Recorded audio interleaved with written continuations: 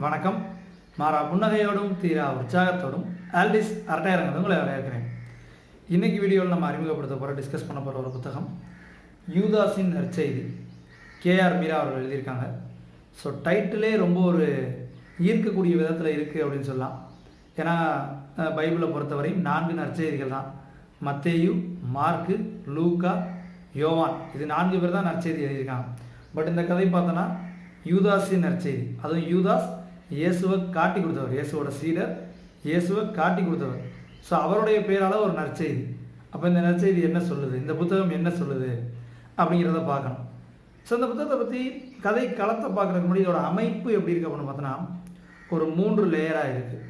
3 அப்படின்னாலும் நான் சொல்லுவேன், பெண்களோட சடை மாதிரி 3 கட்டுரைகள் இருக்கும். சடை பின்னிருக்கு, அது பேசிக்கான சடை. இன்றைக்கெல்லாம் நிறையா ஸ்டைலாக என்னென்னமோ சடையெல்லாம் வந்துருச்சு. அதுக்கு எத்தனை பாகமாக பிரிப்பாங்களான்னு தெரியாது. ஸோ பேசிக்கான சடையில் பார்த்தோன்னா 3 பாகங்கள் இருக்கும் அந்த கூந்தல். ஸோ அது மாதிரி தான் 3 லேயர் இந்த கதைக்குள்ளே இருக்குது. முதல் லேயர் அப்படின்னு பார்த்தோன்னா ஒரு பெண்ணோட காதல், ஒரு பெருங்காதல் அப்படின்னு சொல்லலாம். ஏன்னா நமக்கு லவ் ஸ்டோரிஸ் அப்படின்னா ஆண்களோட பார்வையிலேருந்தே தான் நிறையா பார்த்துருப்போம். ஒரு லவ் ஃபெயிலியர் அப்படின்னா கூட ஆண்களோட பார்வையிலே பார்ப்போம்.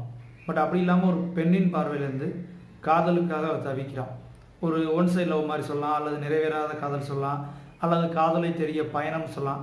ஸோ மொத்தத்தில் ஒரு பெண்ணின் காதலின் வலியை பதிவு செய்யுது அப்படின்னு சொல்லலாம் முதல் லேயர். இன்னொரு லேயர் பார்த்தோன்னா எமர்ஜென்சி காலம், அதை சொல்லுது, அதோட சார்ந்த நிகழ்வுகளை சொல்லுது. 3வது லேயர் அப்படின்னு பார்த்தோன்னா யூதாஸின் துன்பம், பைபிள் படி யூதாஸ் துன்பம்.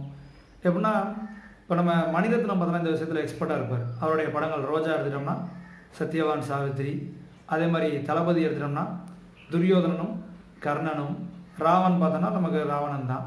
ஸோ அப்படி இதிகாசங்கள்லேருந்து எடுத்து அதை ஒரு கதையாக மாதிரி ரொம்ப அழகாக ப்ரெசென்ட் பண்ணியிருப்பார். ஸோ அதே போல் இங்கே பைபிளில் யூதாஸ் யார், இயேசுவோட சீடர், இயேசுவை காட்டி கொடுத்தவர். அந்த ஒரு தொன்ம கதையை எடுத்துக்கிட்டு ரொம்ப அழகாக ஒரு சமகாலத்திற்கான கதையை உருவாக்கியிருக்காங்க. கேஆர் மீரா பெண் எழுத்தாளர், அதனாலேயே என்னவோ பெண்ணின் காதலின் வழியை பிரமாதமாக பதிவு செஞ்சுருக்காங்க அப்படின்னு சொல்லலாம். தமிழில் மொழிபெயர்த்துக்கு பார்த்தோன்னா செந்தில்குமார் எதிர் வெளியிட்டிருக்காங்க. மொழிபெயர்ப்போட எந்த சிக்கலுமே இருக்காது. சொல்லப்போனால் ஒரு டைரக்ட் தமிழ் புத்தகமாக இருக்கும். வரிகள்லாம் அன்னைக்குன்னா ரொம்ப அழகாக இருக்கும், அண்டர்லைன் பண்ணிக்கிற அளவுக்கு சூப்பராக இருக்கும். ஸோ மொழிபெயர்ப்பு சிக்கல் எதுவும் இருக்காது, நல்ல எழுத்து நடை, எதிர் வெளியீடு. இப்போ கதைக்களம் அப்படின்னு பார்த்தோன்னா ஒரு ஊரில் தாஸ் அப்படின்றவர் தான் இருக்கான். அவனை எல்லாரும் முதலை யூதாஸ் அப்படின்னு சொல்லுவாங்க. ஏன் அப்படின்னு பார்த்தோன்னா அந்த ஊரில் உள்ள ஒரு பெரிய குளம், ஒரு மலையடி மாதிரி வச்சுக்கலாம். அங்கே உள்ள குளத்தில் நிறைய பிணங்கள் இருக்கும். அது சில நேரம் அடித்து கொண்டு தூக்கி போட்டிருப்பாங்க, சில நேரம் சில பேர் தற்கொலை பண்ணி விழுந்திருப்பாங்க. இப்படி ஏதோ ஒரு விஷயத்தில் அந்த குளத்தில் விழுந்த பிணங்களை நீருக்குள்ளே மூழ்கி எடுத்து கொடுக்குறவன் தான் இந்த யூதாஸ், அதான் முதலை யூதாஸ். அவனுக்கு பார்த்தோன்னா ஒரு 30 வயது இருக்கும். அவனை அதே ஊரில் உள்ள ஒரு போலீஸ்காரோட மக பிரேமா அவள் காதலிக்கிறான். அவளுக்கு வயது 15 தான் இருக்கும். அப்போ ஏன் அவனை காதலிங்க, அவள் ஒரு போலீஸ்காரோட மக, இவன் ஒரு சவங்களை எடுக்கிற பிரேதங்களை எடுக்கக்கூடிய ஒரு 30 வயசு ஆள், ஏன் காதலிக்கணும்?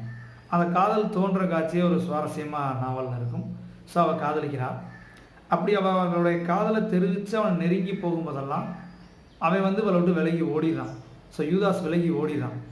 ஏன்னா அவனுக்கு அதுக்கான ஒரு காரணம் இருக்குது. பிரேமா விட்டு ஒவ்வொரு முறையும் விலகி ஓடுறதுக்கு இந்த வயது, இந்த விஷயங்கள்லாம் தாண்டி ஒரு முக்கியமான காரணம் இருக்குது. ஏன்னா அவன்கிட்ட ஒரு குற்ற உணர்ச்சி இருக்குது, நான் ஒரு குற்றவாளி, நான் ஒரு காட்டி கொடுத்தவன் அப்படின்னு.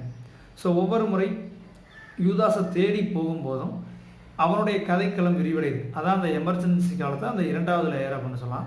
ஸோ அந்த 2வது லேயரை பொறுத்தவரையும் எமர்ஜென்சி காலம் அப்படிங்கிறப்ப அதிகாரத்தில் இருந்தவர், அதிகாரத்தினால் அடக்கப்பட்டவர், 2 பேரோட பார்வையும் பதிவு செய்யப்படுது. ஸோ நம்ம யூதாஸை எடுத்துக்கிட்டோம்னா அவன் அதிகாரத்தால் அடக்கப்பட்டவன், அதிகாரத்தால் பாதிக்கப்பட்டவன். ஆனால் அதிகாரத்தில் இருந்தவங்க அவங்களுடைய பார்வையும் சொல்லப்படுது. ஏன்னா நம்ம பிரேமாவோட அப்பாவே ஒரு போலீஸ். யூதாஸை தேடி ஒவ்வொரு வாட்டி போகும்போதும் அவன் சில போலீஸ் அதிகாரிகளை சந்திக்க வேண்டியிருக்கும். அப்போ அவங்களுடைய மனநிலையை பதிவு செஞ்சுருப்பாங்க. ஏன்னா போலீஸ் அப்படின்னாலே நம்ம ஒரு ரஃப் அண்ட் டஃப்பான ஆள், ஒரு திமிரு பிடிச்சவங்க, ஒரு கருணையே இல்லாதவங்க அப்படிங்கிற மாதிரி நமக்கு ஒரு பிம்பம் இருக்கும். ஆனால் அது அவங்களுடைய இயல்பான குணமாக அப்படின்னு கேட்டால் எனக்கு தெரிஞ்சவரை இல்லை. ஏன்னா என்னுடைய நண்பர்களே, என்னுடைய அண்ணன் வயசில் சரி, என் கூட படித்த கிளாஸ்மேட் சரி, என்னுடைய தம்பி வயதில் சரி, இந்த எல்லா வயதுலையும் எனக்கு போலீஸ் நண்பர்கள் இருக்காங்க. அவங்க எல்லாரையும் போலீஸாகிறதுக்கு முன்னாடி, அதாவது அண்ணன் வயதில் உள்ளவங்கள என்னுடைய கிளாஸ்மேட்டு, அது மாதிரி தம்பி வயதில் உள்ளவரெல்லாம் போலீஸாரவங்களுக்கு முன்னாடி அவங்களுடைய நிலை எப்படி இருக்குன்னு நான் பார்த்துருக்கேன். ரொம்ப சாஃப்டான ஆளுங்க. போலீஸ் ஆனதுக்கு பிறகு அவங்க எப்படி இருக்காங்கன்னு பார்த்துருக்கேன். நம்மகிட்ட ஃப்ரெண்ட்ஸ் தான் நல்லா தான் இருப்பாங்க. பட் அவங்கள்ட்ட ஒரு அதிகார துணி அவங்க உடல் மொழியிலையும் சரி, பேச்சு எல்லாத்துலேயுமே தெரியும். ஏன்னா அந்த ஒரு தன்மை அவங்களுக்குள்ள புகுத்தப்பட்டிருக்கு அப்படின்னு சொல்லணும். அது அவங்களுடைய இயல்பான குணாதிசயம் கிடையாது. அதுக்கு அவங்க பழக்கப்படுத்தப்பட்டிருக்காங்க. இப்படி இருந்தால் தான் நம்மளால் சமூகத்தை கட்டுப்படுத்த முடியும் அப்படின்னு.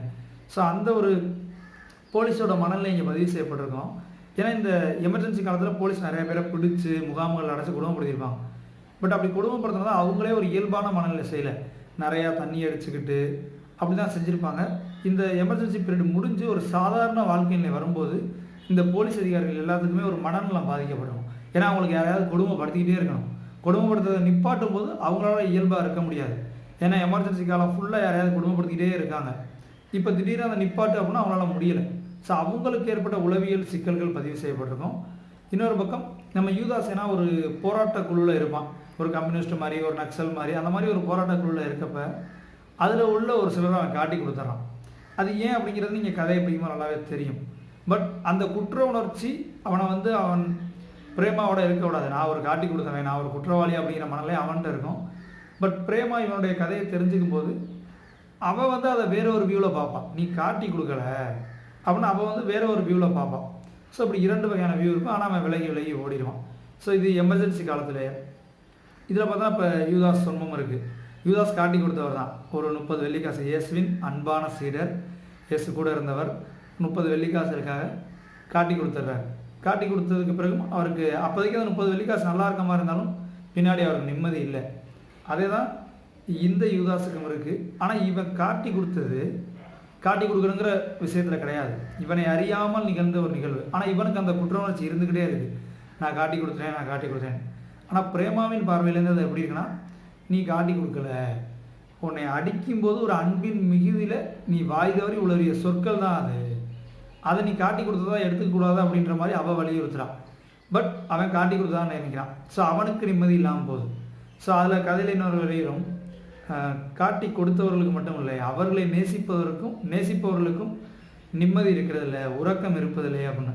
இது பிரேமாவோட மனநிலை. ஸோ யூதாஸுக்கும் நிம்மதி இல்லை, அவனை விரும்புறதுனால பிரேமாவுக்கும் நிம்மதி இல்லை அப்படின்னு. ஸோ ஒரு அழகான பெண்ணோட காதலின் வலி, தீராத வலி, எமர்ஜென்சி காலத்து நிலை, அதிகாரத்தில் இருந்தவரோட மனநிலை, அடக்கப்பட்டவரோட மனநிலை, அதே போல் யூதாஸ்மம் 3 இணைச்சு ரொம்ப சூப்பராக கேஆர் மீரா எழுதியிருக்காங்கன்னு சொல்லலாம். அவங்களுடைய மற்ற சில புத்தகங்கள் ரொம்ப ஃபேமஸானது பார்த்தோன்னா மீரா சாது, ஆராய்ச்சர், இதெல்லாம் ரொம்ப ஃபேமஸான புத்தகம். மீரா சாது கூட நான் கோயம்புத்தூர் புக் ஃபேரில் வாங்கிட்டு வந்து வச்சேன். நான் அதை தான் முதல்ல படிப்பேன் அப்படின்னு நினச்சேன். கேஆர் மீரா புத்தகத்தில் நான் அதை தான் முதல்ல படிப்பேன்னு நினச்சேன். பட் இந்த புத்தகத்தை திடீர்னு வாசிக்கிற மாதிரி ஆயிடுச்சு. ஏன்னா ஏற்கனவே சொல்லியிருந்தேன், இந்த புத்தகம் நம்ம நண்பர் ஒருத்தருக்கு புக்கு வாங்கிட்டு வந்து கொடுக்குறதுக்காக வாங்கினது. பட் வாங்கிட்டு வர வழியிலே வாசிச்சிட்டேன். ஸோ இந்த வீடியோ பார்க்குறப்ப நேரம் அந்த புத்தகம் அவர் கையில் இருக்கும். ஸோ இந்த அட்டைப்படத்தில் கூட பாருங்கள், ரொம்ப அழகாக பெண்ணோட கால்கள் இருக்குது, கீழே ஒரு கை இருக்குது. ஸோ யூதாஸ், ஏன்னா எப்போதும் அவன் குளத்தில் மூழ்கி சவங்களை எடுக்கக்கூடியவன் முதலை யூதாஸ். ஸோ அந்த அட்டைப்படத்துலேருந்து எல்லாமே இந்த புத்தகம் ரொம்ப சூப்பராக இருக்குது. வாசிப்பு நடையாக இருக்கட்டும், விறுவிறுப்பாக கதைக்களமாக இருக்கட்டும், அட்டைப்படம் எல்லாமே எல்லாருக்கும் எதிரொலியில் வெளியிட்டிருக்காங்க. வாய்ப்பு கிடைச்சா வாசித்து பாருங்கள். ஸோ இது மாதிரி புத்தகங்கள் குறித்தும் புத்தக திருவிழாக்கள் குறித்தும் நிறையா வீடியோக்கள் நம்ம சேனலில் இருக்குது. நேரம் கிடைக்கும் போது பாருங்கள். மறுபடியும் இன்னும் ஒரு வீடியோவில் இன்னும் சில சுவாரஸ்யமான தகவல்கள் சந்திக்கிறேன். தொடர்ந்து வாசிப்போம். நன்றி.